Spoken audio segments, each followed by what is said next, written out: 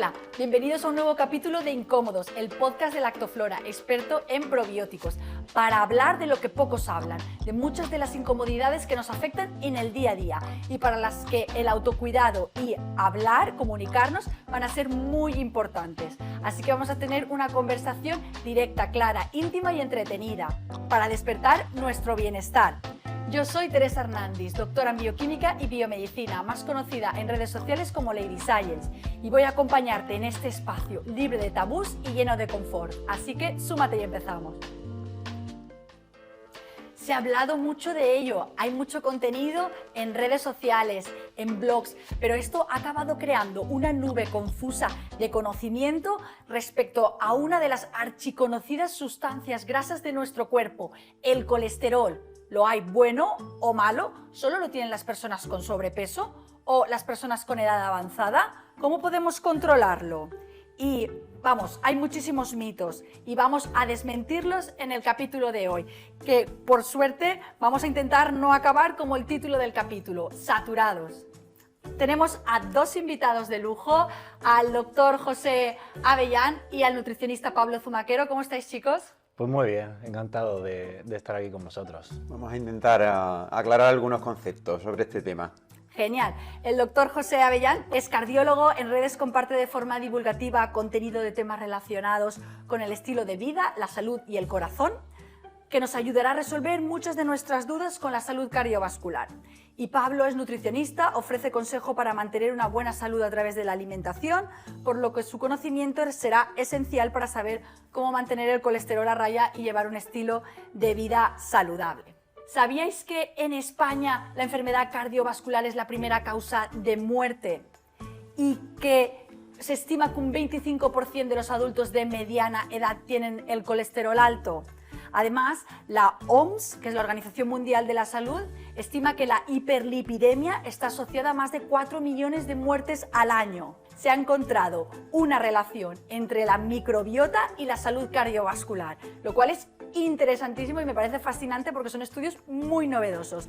Entonces, en el capítulo de hoy vamos a hablar precisamente de ello, de esta asociación entre la microbiota y la salud cardiovascular. ¿Qué es el colesterol? ¿Qué tipos hay? Bueno, vamos a ver, el colesterol básicamente se le tiene mucho miedo. Yo creo que hay como un ambiente de que el colesterol es una sustancia dañina, mala para nuestra salud, pero realmente nada más lejos de la realidad. El problema es cuando el colesterol está desequilibrado, hay unos niveles pues exageradamente altos o incluso es de mala calidad. Pero el colesterol como tal es una sustancia que es de la familia de los lípidos, donde también es a la que pertenecen las grasas, que es necesaria para nuestro cuerpo, para nuestra salud. Forma parte de las membranas de todas nuestras células, le da esa elasticidad que necesitan. Es fundamental para la formación de algunas hormonas como las sexuales, es fundamental y participa en la génesis de algunas vitaminas como la vitamina D, incluso es fundamental para, por ejemplo, absorber todas las grasas de nuestra dieta porque gracias al colesterol se hacen las sales biliares, los ácidos biliares que permiten que podamos absorber la grasa. Entonces el colesterol no es algo dañino, lo dañino es cuando está regular y lo cuidamos mal, ¿no? Un pequeño inciso, incluso forma parte de nuestro sistema nervioso, es decir, todos nuestros nervios están envueltos en vainas de mielina cuyo componente principal es el colesterol. Es absolutamente necesario, yo creo que nuestro cuerpo lo sabe y por eso no lo deja, entre comillas, al azar, es decir, nuestro colesterol viene determinado en un 30% de la dieta, ¿no? El que comemos, pero es que en un 70% lo producimos endógenamente. Lo hacemos nosotros. Entonces es súper esencial y lo requerimos para producción, como has comentado, de hormonas, esteroideas, por un funcionamiento bueno y equilibrado de nuestro cuerpo. Efectivamente. Es cierto que se conoce o comúnmente se suele llamar a un tipo de colesterol como el colesterol malo y a otro como el colesterol bueno. Pero esto, en cierto modo, es una inexactitud. El colesterol es solo colesterol y lo que ocurre es que en nuestro cuerpo, que es necesario, no puede ir solo en la sangre, sino que tiene que ser transportado. Esos transportadores, hay dos muy famosos, que son el LDL y otro que es el HDL. Bueno, lo que sí que hemos visto es que cuando nuestros niveles del transportador de LDL, que es de baja densidad, está muy elevado, eso sí que aumenta el riesgo de que nuestras arterias se enfermen. Y al contrario, normalmente los hábitos de vida que aumentan el transportador HDL, que es de alta densidad, pues suelen asociar un menor riesgo de que nuestras arterias se enfermen. Por eso al LDL se le ha llamado el colesterol malo y el HDL el colesterol bueno, pero realmente el colesterol que llevan es el mismo. Lo malo es esos transportadores que pueden estar desequilibrados, que por cierto no transportan solo colesterol, sino que por ejemplo llevan pues también triglicéridos, que es otro tipo de grasa que tiene una función energética, y todo es importante. El problema realmente es cuando este colesterol se acaba quedando residual por dentro de lo que es una arteria y acaba formando una especie de, ¿no? de tapón.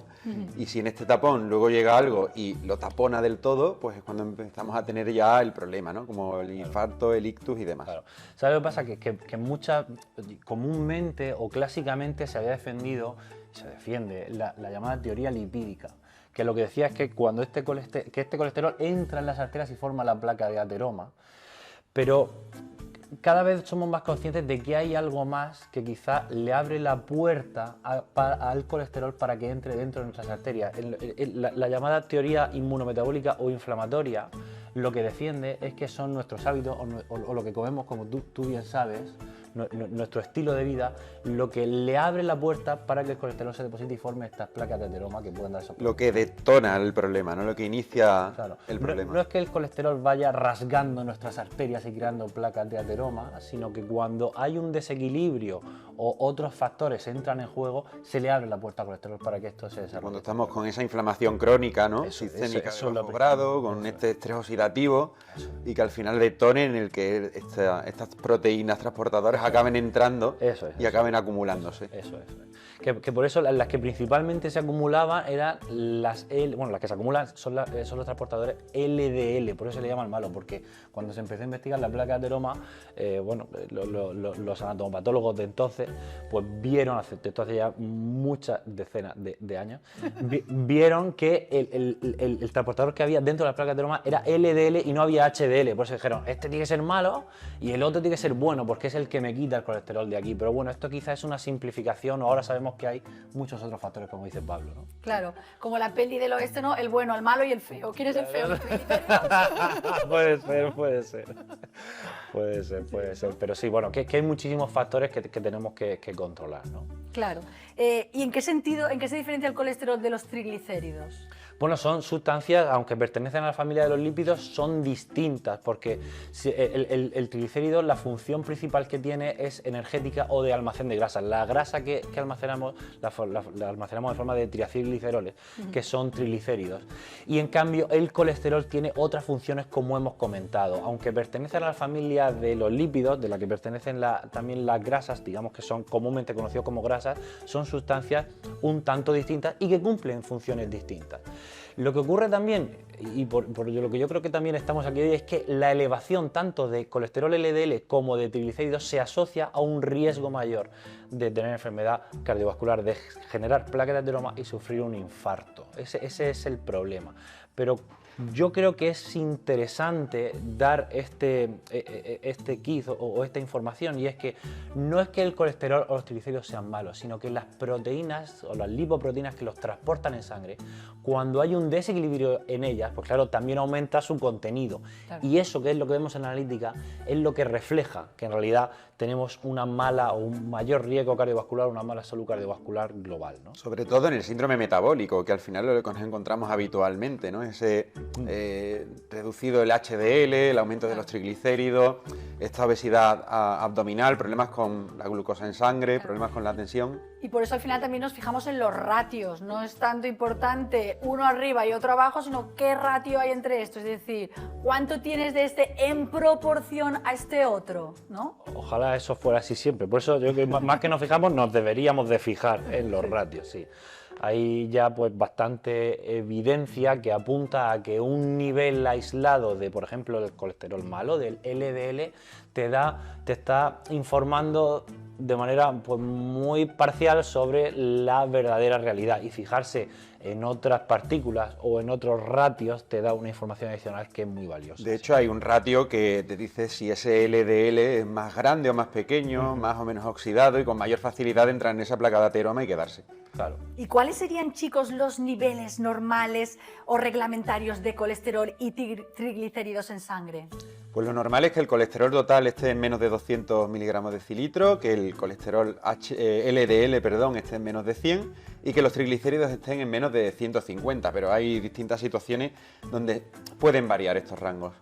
Es que eso, digamos que es muy difícil de dar esta información, porque este es unos niveles que damos a la población general. Pero, por ejemplo, si has sufrido ya un infarto o eres un diabético con algún otro factor de riesgo, al final todo va a hacer que estos niveles o nuestras recomendaciones varíen, ¿no? Pero, bueno, como información general, más o menos eso. Sobre todo el problema también es mantener este nivel alto durante mucho tiempo, que es donde se acaba formando esta placa que comentábamos antes. Claro. Entonces, ¿por qué se eleva el colesterol? Pues se eleva por muchísimas cosas, desde factores genéticos, es decir, cuando tenemos antecedentes de hipercolesterolemia, pues vamos a tener más probabilidad. Enzimas hepáticas que funcionan en exceso y generamos demasiado, enfermedades como la diabetes, como el hipotiroidismo, que son bastante comunes en la población general, medicamentos para distintos tratamientos de otras patologías, el propio estrés, el sedentarismo, es decir, distintos factores de estilo de vida e incluso, como vamos a comentar luego, la propia microbiota. Muy bien. ¿Cuáles serían los hábitos que podríamos implementar para mantener unos buenos niveles de colesterol? Bueno, en general, a mí me gusta esta idea de que nuestro estilo de vida es lo que nos protege, ¿no? de sufrir pues, hipercolesterolemia o dislipemia. Principalmente, yo soy partidario de que lo que comemos, lo que nos movemos, cómo conectamos entre nosotros y lo que descansamos o cómo nos sincronizamos con el planeta es lo principal, ¿no? Yo creo que Pablo está muy acostumbrado a dar recomendaciones acerca del cómo debemos de alimentarnos, pero hacer ejercicio regular, ya sea aeróbico o de fuerza, hacer ejercicio regular mejora mucho, es la herramienta más potente que tenemos para disminuir el LDL y aumentar el HDL, por ejemplo. Sobre todo el HDL. Sobre todo el HDL. Lo vemos mucho en consulta. Porque además no tenemos ningún fármaco que aumente el HDL. Tampoco es que sepamos o tenemos evidencia de que aumentar el HDL nos protege de enfermedad cardiovascular. Pero sí que sabemos que cuando implementamos hábitos como el ejercicio, aumenta y esto es bueno, ¿verdad? Y aparte que son hábitos que es que no tienen ningún riesgo. Es decir, que tú entrenes más o comas mejor, duermas mejor, y ahí también te voy a incluir el nivel de estrés que tenemos, que actualmente pues, es una gran pandemia que tenemos de estrés, pues te va a mejorar seguro este colesterol en sangre. Seguro. Y en cuanto a hábitos dietéticos, pues ¿cuál es la que más te gusta o qué es lo que principalmente recomiendas? Yo al principio lo que suelo recomendar es una buena base, es decir, no empezar la casa por el tejado, unos buenos cimientos. Si empezamos a hacer un tratamiento ya dedicado a disminuir el triglicérido o disminuir el colesterol, sin empezar con una buena base, que es quitar pues eso, esta comida ultraprocesada, la llamada comida basura, a empezar a incluir materias primas, ¿no? Que al final es esta relación, o al menos que esta comida ultraprocesada no sea un hábito, sino que sea más un capricho. Que esto de decir que no se puede comer o está prohibido, claro, nos puede generar bastante ansiedad. Los alimentos con calorías vacías, que se dicen, ¿no? Alimentos que no tienen nada de nutrientes, no tienen ninguna fibra, vitamina, mineral y aportan gran cantidad de calorías en pocos bocados, claro, y son bastante proinflamatorios, ayudan a ganar bastante grasa corporal. Son archiconocidos, creo, ¿no? Pero creo que toda la bollería, toda la repostería, todo lo que son los snacks de bolsa, y luego otros menos conocidos que parece que no son tan malos. Bueno, el alcohol le podemos meter bastante, pero otros, por ejemplo, el típico batido de chocolate, ¿vale? La pizza y la hamburguesa de cadena de comida rápida suelen ser algo en lo que pensamos habitualmente, pero un zumo de bote, un batido lácteo petado de azúcar, todo esto sigue siendo comida basura o unas galletas María y no les damos tanta importancia, no le tenemos tanto respeto. Y son importantes, ¿no? Intentar evitarlos. Más que evitarlos, reducirlo en la medida de lo posible. Evitar ya genera bastante ansiedad. ¿Cuál es el consenso actual respecto a la ingesta de huevos? Yo creo que lo vamos a ordenar, ¿vale? Porque Dentro del consenso de que cuando tenemos alto el colesterol tenemos que hacer cambios en la dieta, lo primero que tenemos que reducir son las malvadas grasas trans. Eso tenemos bastante consenso de que es de lo peor, ¿vale? Esto está en bollerías, en repostería, porque básicamente es para que se solidifique la grasa. Después de esto, las grasas saturadas, principalmente las de la carne, el bacon, ¿vale? Más que las grasas del lácteo. A partir de ahí, incrementar pues, el aceite de oliva, el pescado azul y cambiar estas grasas malas por aumentar la grasa buena, las fibras, meter frutas, verduras y demás. Y al final de todo, el colesterol dietético, que es donde está el huevo. José seguro que se sabe ya el consenso del huevo. Claro, el tema está en que sí que es cierto que como un 30% del colesterol viene de lo que nosotros ingerimos, cuando hay problemas de colesterol, restringir el de la dieta es una buena opción porque te va a ayudar a bajar tu colesterol sanguíneo. Pero el tema está en que muchas veces se ha prohibido el huevo o la yema del huevo, que es lo que más colesterol tiene, precisamente porque se entiende que comiéndolo nos va a aumentar mucho el colesterol, pero la mayoría de nuestro colesterol no viene de la dieta. Además sabemos que la absorción del colesterol precisamente de la dieta no es lineal, sino que tiene otra estructura un poco más compleja. Y hay muchos estudios que lo que nos han dicho es que si tú llevas un buen estilo de vida, consumir regularmente moderadamente huevos, y en algunos estudios es hasta 3 al día, no aumenta demasiado el riesgo cardiovascular. Está bien si tienes problemas, pues disminuir su consumo, pero si llevas un buen estilo de vida, consumir 1 o 2 huevos al día no va a improntar de manera significativa en tu riesgo de infartarte. De hecho, una de las últimas revisiones enormes que había era que un huevo al día en una persona sana no afectaba en absoluto. Se tenía dudas en diabetes. En diabetes quizás sí que sería recomendable bajarlo algo. Yo, vamos, que tengo una niña chiquitita y a ella le encantan los huevos y yo todos los días, bueno, desde que empezó a comer sólidos, le he dado un huevo duro y es que ella me lo pide a la hora de cenar, el huevo, y se lo doy y claro, le encanta y yo digo, pues todos los días alimentada con huevo y bueno, de momento está muy bien. El huevo es un alimento que es bastante saciante, el problema seguramente no es tomar un huevo o no, sino con qué lo vas a sustituir. Si desde luego estás teniendo una alimentación adecuada, un huevo te la puede enriquecer. Y luego también que no es lo mismo frito que claro, duro. Por supuesto. O sea, cambia mucho, ¿no? El perfil. Claro, por supuesto. Muy bien. Sabemos que a pesar de llevar una dieta equilibrada y hacer ejercicio, que es por ejemplo lo que le pasaba a esta chica, no conseguimos rebajar o bajar los niveles de colesterol. ¿Esto por qué ocurriría? Yo ahí voy a entrar en que primero el colesterol la mayoría de veces. No duele, el colesterol no duele. Es decir, si yo tengo 250, 260, yo no voy a tener un síntoma obvio de que me vaya a reforzar mi cambio de hábito. ¿Qué es lo que pasa? Que cuando nosotros nos sacan en la analítica que tenemos el colesterol elevado, pues vamos al médico, vamos al nutricionista y nos va a decir que hagamos una serie de cambios de estilo de vida y es mejorar pues la alimentación, hacer más ejercicio y esto pues es complicado. Primero porque la motivación no es potente, es decir, si yo he sufrido ya un infarto, te aseguro que es una motivación bastante potente, pero cuando no me ha pasado nada, no tengo tanta motivación. E incluso cuando tenemos una motivación potente, luego viene el entorno. Y claro, los horarios de trabajo, la disponibilidad del tiempo, pues nos va a entorpecer muchísimo pues ese cambio alimentario, incrementar la actividad física. Lo que quiere decir Pablo, es algo que vemos todos los días, es que la mayoría de ocasiones en las que creemos que lo estamos haciendo todo y no nos baja, pues seguramente no estamos haciéndolo tan bien como creemos. Eso es lo que pasa. Y cuando de verdad modificamos una alimentación y hacemos ejercicios regulares, el colesterol baja. Aún así, efectivamente, hay condicionantes genéticos, hay hipercolesterolemias de índole que se puede heredar y que están escritas en nuestros genes y que el colesterol puede estar bastante elevado. Y luego, hay otras situaciones en las cuales este puede no bajar.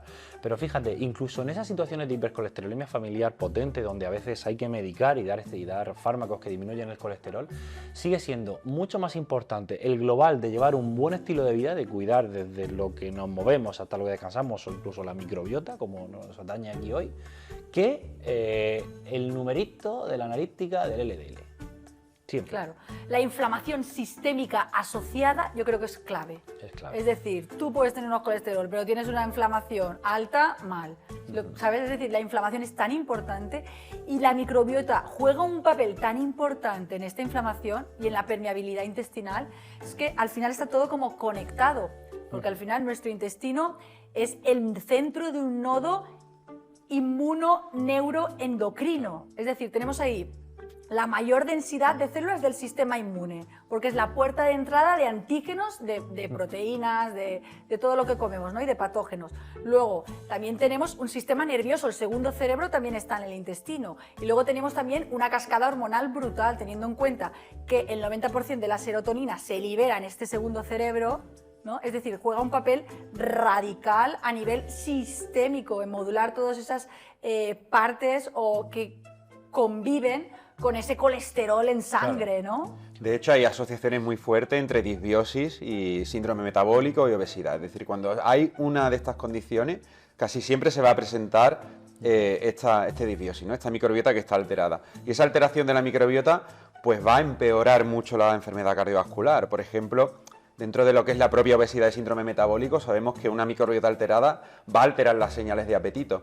Y también va a favorecer que se acumule grasa en ese tejido adiposo, sobre todo en tejido adiposo visceral, que es el que después nos va a producir los mayores problemas porque es el que genera después también esa inflamación crónica de bajo grado. Claro. Fíjate, y respecto a lo que comentabas antes de otros factores que producen que el colesterol entre dentro de las arterias, se ha estudiado mucho últimamente el tema de la translocación bacteriana, que son estos hábitos o tener una microbiota poco saludable, aumenta lo que llamamos la permeabilidad intestinal y digamos que abre paso hacia nuestra circulación a microorganismos que normalmente deben de estar en nuestro tubo digestivo y no deben de entrar, o incluso a tóxicos, bien producidos por ellos o que ingerimos con el ambiente o con la comida.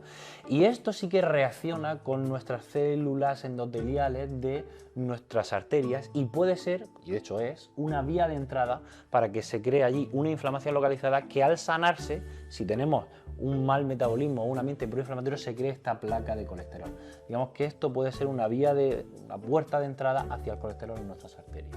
Claro, en ese sentido también se demostró que las bacterias no solo pueden entrar por nuestro intestino, también pueden entrar por las encías, y por eso la periodontitis está relacionada también con el accidente cerebrovascular. Cardiovascular, es fundamental. De hecho, te sorprenderá saber que cuando analizamos algunas placas de ateroma se encuentran microorganismos de la boca dentro de ellas, y a lo mejor una arteria de nuestro corazón. Hay que cuidar la microbiota, pues nos va a venir bien. Por eso también cuando se incluye esa fibra o alimentos altos en fibra, que luego lo de la fibra, dieta alta en fibra, baja en fibra, ¿cuál? Soluble, insoluble, dentro de ellas, ¿cuál? Fructanos, inulina, es un poco más complicado, pero sabemos que una dieta alta en fibra va a producir bastantes beneficios en la microbiota porque básicamente lo que le va a hacer es que le da de comer y va a haber un buen crecimiento de estas bacterias buenas. Claro, y luego también tenemos que tener en cuenta que es la microbiota la que impacta también, junto con las enzimas digestivas, en cómo se transportan las grasas y cómo se absorben, ¿no? Tiene un mecanismo de acción que la verdad que es tan curioso como interesante, de cómo puede algún tipo de microorganismo en particular improntar en nuestro metabolismo del colesterol. Y algunos de ellos, podemos destacar algunos, ¿no? Por ejemplo, algunos microorganismos lo que tienen es, necesitan el colesterol dentro de su membrana y eso pues lo secuestra, entre comillas, y puede hacer que disminuya. Otros tienen una acción elevada de una enzima que lo que hace es desconjugar las sales biliares que necesitamos para absorber las grasas y que para hacerlas necesitamos colesterol. Al desconjugarlas se pierden por el tubo digestivo y entonces nuestro cuerpo se ve forzado a utilizar más colesterol endógeno para hacer esas sales biliares y por eso puede disminuir. Y por último, cuando fermentamos estas fibras generamos unos ácidos grasos de cadena corta y concretamente algunos de ellos sí que pueden regular la expresión o la síntesis de este colesterol en el hígado. Claro, porque al final yo siempre digo también que el hígado es un gran centro de reunión y de regulación metabólica, ¿no? ¿Qué haríamos el director de orquesta. ¿No? Es el director de orquesta del metabolismo. El director de orquesta para mí. Además también es el que se come por esa vena porta todo lo que entra del intestino permeable. De hecho, hay asociaciones muy fuertes entre hígado graso no alcohólico y que el intestino esté más permeable. Claro, si es que, bueno, y por no hablar eso de todas las enfermedades intestinales, irritativas y todo esto que alteran la permeabilidad de la membrana y que también cursan con esos cuadros. Bueno, entonces habéis comentado muy bien los 3 mecanismos por los que la microbiota podría afectar, ¿no? Y afecta los niveles de colesterol, ¿no? Muy curioso. Entonces, ¿pensáis que es una buena estrategia aumentar la proporción de estas bacterias beneficiosas con nombre y apellidos como el Lactobacillus plantarum para mejorar y favorecer nuestros niveles de colesterol? Si ya tenemos esos otros buenos hábitos, me parece una idea muy interesante, porque al final en un probiótico no nos vamos a encontrar pues, efectos secundarios que sí que nos vamos a encontrar en otros suplementos o complementos alimentarios, claro, que sí que podrían ayudar también a bajar el colesterol, pero que, por ejemplo, esa levadura de arroz rojo, ¿no? Pues tendría esa monacolina, ¿no? Tendría también el efecto secundario, parecido también a las estatinas. Nos podemos encontrar también que la propia lecitina de soja, que también se puede usar, en algunos casos, aunque no tenga suficiente cantidad de proteína, incluso los alérgicos a la soja, hay veces que no la pueden tomar si son demasiado reactivos, o también los esteroles vegetales, que si bien el esterol vegetal se usa para bajar este colesterol, el efecto es muy pobre, es decir, muy pobre, 10-12 miligramos como mucho, y hay veces o situaciones, ¿no?, como en embarazo, en niños, que no se les suele dar porque también interrumpen esa absorción de las vitaminas liposolubles, la A, D, E, K. Principalmente la A es la que no se absorbe. Claro. Sobre todo yo destacaría que es una opción en gente, en personas que quieren regular sus niveles de colesterol, que ya están llevando un buen estilo de vida y sobre todo que quieren tomar algo que es absolutamente seguro. Al fin y al cabo son cepas de microorganismos que conviven con nosotros, que no tienen efectos adversos, por lo menos que conozcamos, y ya tenemos algunos estudios y bastantes detrás, y son una opción muy buena, natural y que puede regular nuestro colesterol. Claro. De hecho, una vez las hemos ingerido, ¿cómo podríamos cuidarlas? ¿Cómo podemos hacer que esas bacterias vivan bien dentro de nuestro intestino? Lo principal es darle de comer. Claro. Claro, nosotros estamos dando la bacteria, pero luego hay que alimentarlas para que crezcan bien y puedan competir en ese nicho y en ese sustrato energético con otras que no son las interesantes. Principalmente darle esa fibra. Esa fibra está dentro, sobre todo, tenemos esa fibra soluble, insoluble, pero en general va a estar dentro de productos vegetales. De ahí que las dietas más altas en plantas, ¿no?, basadas en plantas, no hay que llegar a ser vegetariano ni vegano, ¿vale? Pero aumentar el consumo de productos vegetales sí que nos va a ayudar dentro de todas las frutas, verduras, hortalizas y sobre todo también los cereales integrales, lo que es la cáscara del cereal. Ten en cuenta que tenemos ahí ese germen, ¿no?, ese salvado y ese endospermo, lo que es la cascarilla de fuera, pues va a llevar altas cantidades de fibra que sí se pueden fermentar por esta microbiota y que esta microbiota crezca sana. Y dentro de los productos animales, si puedes elegir, ¿no?, pues escoge pescado azul, productos naturales, no procesados, ¿no? Yo creo que eso es fundamental. Sí, además que, claro, en el propio tratamiento de la hipercolesterolemia la idea es cambiar estas grasas saturadas por otro tipo de grasa. No es que haya que hacer una dieta baja en grasa o en todas las grasas. Ese omega 3 del pescado azul o de las semillas de chía o de lino bien trituradas o el propio aceite, incluso el aceite de oliva, sí que hemos visto que son beneficiosos en salud cardiovascular. Y si puedo, si se me permite, romper una lanza, ¿no? También para fuera de la alimentación es muy importante cuidar la barrera intestinal y sabemos que aparte de transgresiones dietéticas, pues el hacer ejercicio regular, como hemos comentado, descansar bien, pasárselo bien con los amigos, relativizar los problemas, todo eso es verdad que disminuye mucho nuestros niveles de inflamación sistémica. Y tenemos evidencia de lo que tenemos evidencia. Sabemos que los fármacos van muy bien porque es donde se investiga. Tenemos también evidencia cada vez más fuerte con alimentación y ejercicio, pero hay otras cosas que no se estudian tanto, o por lo menos que no tenemos estudios detrás tan potentes, pero sí tenemos estudios más indirectos o quizá menos potentes y mucha fisiología que lo hace muy compatible. Y yo creo que es nuestro deber como pues, especialistas en salud defender lo que nos parece sensato. Y en este caso, pues la conexión social, quitarnos el estrés, descansar bien, todo eso le viene muy bien a nuestro sistema digestivo y pues, hará que perduren y que vivan bien, pues entre otras cosas, los microorganismos que podemos tener allí, ¿no? Aunque son cambios complicados a largo plazo. De hecho, leí un estudio que decía que las personas que no tenían vida social tenían disbiosis, porque precisamente esta conexión social, queráis o no, en el caso de que estuvieras un poco más cerca, estamos intercambiando bacterias. Qué bueno, a veces hay que hacer otras cosas. Pero bueno, sí, totalmente, súper interesante, súper Sí, interesante. súper interesante. Y cómo la soledad es mala, la soledad mata. Y luego también tenemos el estudio de Harvard, archiconocido, llevado a cabo en estudiantes durante, no sé si eran 85 años, que el factor más definitivo en el que asociamos nuestra felicidad no es el dinero, no es el éxito, no es el poder, es la calidad de nuestras relaciones sociales. Tienes buenos amigos, son buenos, no importa cuántos, pero son buenos. Sí, de ahí que las zonas azules famosas siempre hayan tenido pues una vida social importantísima. Claro, y una importancia también y un eje muy grande respecto a la familia, ¿no?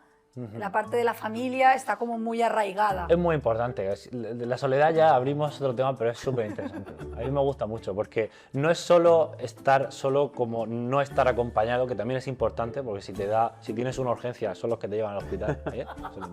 Pero de manera indirecta, impronta mucho, es sentirse solo. O sea, sentirse solo al final es como una especie de señal de estrés o de alarma que desequilibra tu metabolismo. Y eso, bueno, pues está el eje hipotálamo hipofisario adrenal, hay muchos que se activan. Digamos que tiene sentido fisiológico, por resumir, que si tú te sientes solo, puedes tener un peor metabolismo y un más riesgo cardiovascular. Y empeorar los hábitos, indudablemente, Sí, porque claro, cuando porque hay una situación si de tú este estás tipo, mal, comemos peor. Lo último que piensas es en cuidarte. Otras dos cosas que nos han faltado pues son el alcohol y el tabaco, que es una cosa muy normal, que casi nunca se suele tocar, ¿no? Como que obviamos Sí. que es malo, pero que hay que volver a repetirlo. Sí, Claro. de hecho el alcohol es un factor el alcoholismo es un factor de riesgo clásico y fundamental, por ejemplo, para hipertrigliceridemia, para tener triglicéridos altos, ¿no? Lo primero que hay que hacer es evitarlo. Evitar completamente el alcohol y sobre todo también con los triglicéridos altos, el hidrato refinado. Sí. El hidrato en general, si tú lo reduces, te va a reducir los triglicéridos, pero concretamente las harinas refinadas o los azúcares es lo que más te lo va a subir. Habéis mencionado antes algunos suplementos naturales como la levadura de arroz rojo, los fitosteroles, la lecitina. ¿Cuál sería la diferencia entre la suplementación con probióticos y estos complementos naturales? Pues que es otra cosa, es decir, estos son fármacos o digamos sustancias que tienen una acción concreta y que van a tocar pues una enzima o un eje necesario o que existe en nuestro cuerpo. Por ejemplo, las estatinas inhiben una enzima que participa en la síntesis de colesterol endógeno. No tiene nada que ver con estos probióticos, que lo que hacen es que en nuestro intestino habiten microorganismos de manera saludable y que, pues en este caso, lo que hacían, por ejemplo, era desconjugar las sales biliares, como hemos explicado. Eso no toca nada de nuestro cuerpo, ¿verdad? De hecho, el tema con el probiótico es que encima de tener estos mecanismos conocidos, también cuando damos estas cepas buenas, vamos a mejorar la microbiota en general. Y como sabemos que la microbiota en general, o que hay una alteración de esta microbiota, cuando hay problemas de colesterol o síndrome metabólico, va a hacer un doble trabajo, el que reduce el colesterol y el de promover una microbiota sana en general en el intestino. Y luego también no van a tener efectos secundarios, porque ya sabemos que tanto las estatinas como la monacolina K tienen efectos secundarios, ¿no? Sí, bueno, la levadura de arroz rojo es que hace lo mismo que las estatinas, son como estatinas en esencia, lo único que, pues, que la dosis suele ser mucho menor que la de un fármaco hecho en un laboratorio como una estatina que necesita pues unas dosis superiores.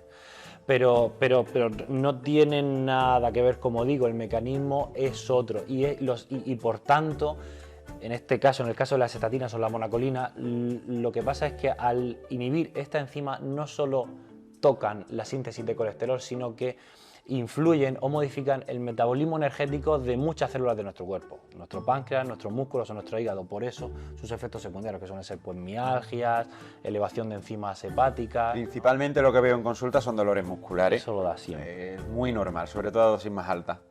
La palabra técnica, rabdomiolisis, ¿no? Eso es la complicación de ello, ¿no? Los dolores son mialgias, ¿no? Los dolores musculares, Dolores. y la radiomiolisis sería como una destrucción masiva de células musculares que elevan a la circulación, bueno, pues sustancias que están dentro de las células, como la creatinquinasa, que pueden producir incluso un fallo renal y a veces es importante, sí. Claro, claro.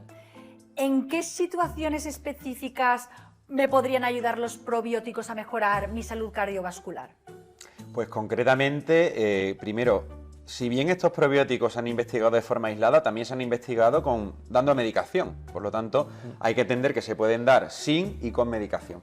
Si tengo ciertos problemas, ¿no?, con la medicación, como hemos dicho que las estatinas pues, pueden producir estos problemas de dolor muscular o efectos adversos añadidos, pues si no podemos dar algún medicamento, pues sí que podemos usar estos probióticos. O si los otros suplementos, ¿no?, que hemos dicho que también podían no darse pues, en embarazo, en niños, en personas de edad avanzada, sí que podríamos dar el probiótico porque tiene muchísima seguridad. Claro, es seguro y seguro que ganamos algo, ¿no? Perder no vamos a perder. Claro, tiene mucha pinta y muchos efectos aparte del colesterol, claro, que pueden mejorarnos mucho. Claro, tanto como por A, por B, es decir, podría ejercer un efecto, ejerce efectos a tantos niveles que acaba impactando de forma positiva, ¿no? Exacto. Muy bien, venga, si podríais darnos un consejo final para nuestros oyentes, ¿cuál nos daríais? Un consejo final, bueno, a mí me gusta mucho el del abordaje integral de la salud. Yo creo que tenemos que entender que el colesterol, al fin y al cabo, no es que importe mucho, no es que no importe nada, no, es que está dentro de nuestra salud integral y tenemos que cuidar pues todos nuestros aspectos poco a poco sin agobiarnos para pues intentar pues mejorar nuestra salud. Entre ellos está desde lo que comemos, lo que nos movemos, de prestar atención a nuestra microbiota, pero poco a poco, sin obsesionarnos, pues podemos llegar a mucho más de lo que en primer momento creemos, seguro. Y sobre todo que el colesterol es una señal de alarma, es decir, quitando que sea algo genético, de que la enzima falle, muchas veces el colesterol elevado simplemente te está diciendo que tienes unos malos hábitos de vida. Por lo tanto, lo único que tienes que hacer, entre comillas, y que no suele ser tan fácil, es ir mejorando estos hábitos de vida. Si tú mejoras estos hábitos de vida y aún así no, yo sí que usaría el probiótico. Claro. Incluso para complementar en momentos en los que vamos a estar estresados, debilitados, no sé, se puede elevar el colesterol en situaciones de estrés, ¿no? Por desregulación de vías y por la propia microbiota que se afecta por el estrés. Entonces también suplementarlo en personas que no vayan a tener estrés, ¿no? Tengan ese colesterol a lo mejor en el límite también. Claro. Sí, que no logren bajarlo de forma sencilla, ¿no? O que realmente no puedan, ¿no? Que es lo que comentábamos antes, que si te dicen tienes que hacer una dieta más equilibrada, ejercicio y tal, y aún así no puedo, pues tendrás que recurrir a otras opciones. Claro. Bueno, yo creo que ha sido súper interesante, hemos aprendido muchísimo, habéis transmitido con mucha pasión vuestros conocimientos, vuestras enseñanzas, así que acabamos este podcast. Muchas gracias también a todos los oyentes por estar ahí escuchándonos, espero que hayáis aprendido muchas cosas, os hayan sido de utilidad y ya sabéis, acordaos de seguir en el Instagram a Lactoflora y compartir todas vuestras incomodidades con el hashtag #IncómodosLactoflora. Nos vemos en los próximos capítulos más informados y menos incómodos.